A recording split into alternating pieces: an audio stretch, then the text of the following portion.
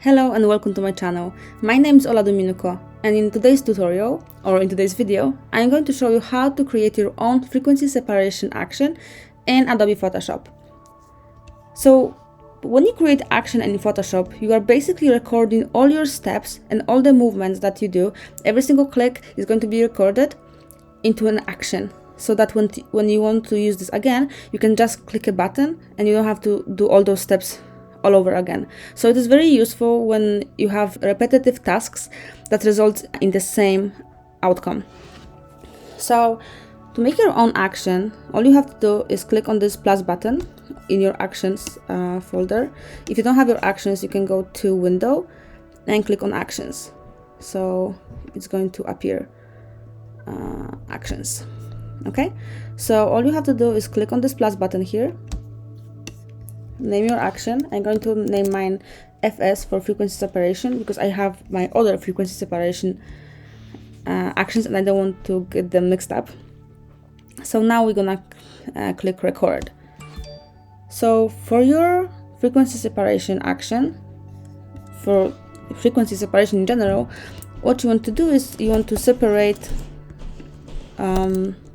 color from the texture. Sorry. Frequency separation. Okay, so what I did, I duplicated my background layer twice. One of my layers will be texture and the other one will be color. So for the color texture, for the color layer, what you want to do is you want to remove all the texture from this layer. So to do that, you have to blur it. You go to filter and Gaussian blur, and you just want to make sure that there's no texture, no real detail in this layer. So as you can see, we only have color but no texture. So I'm going to click OK.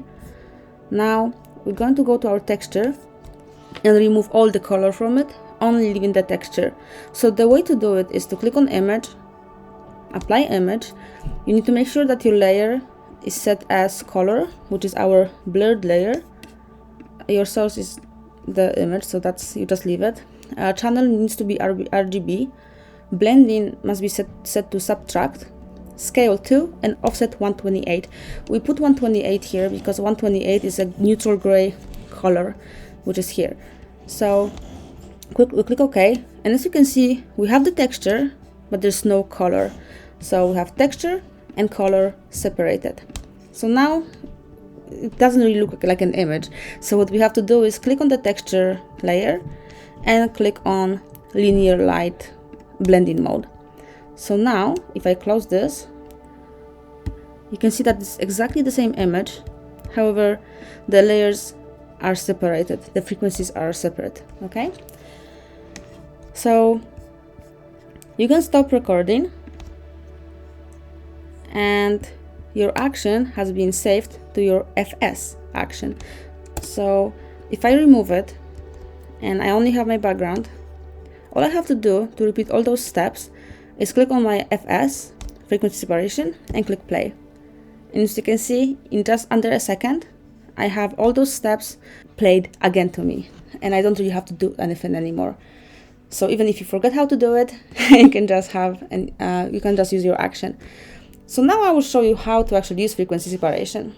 So to use it, you have to use a mixer brush. So you go to your brushes and you select mixer brush.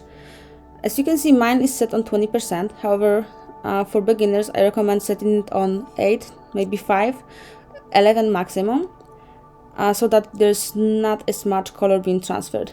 I am used to 20% because I do frequency separation daily. So I am just used to it, right?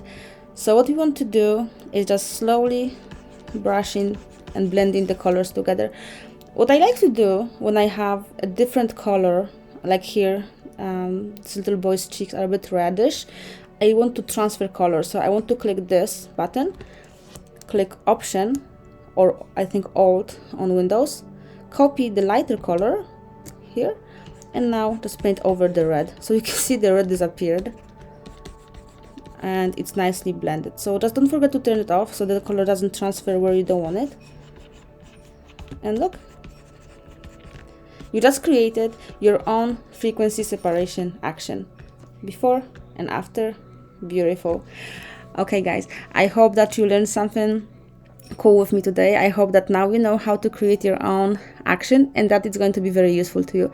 If you have any questions about how to create your own action or anything really regarding photography and editing in Lightroom or Photoshop, please be sure to comment under this video or any video.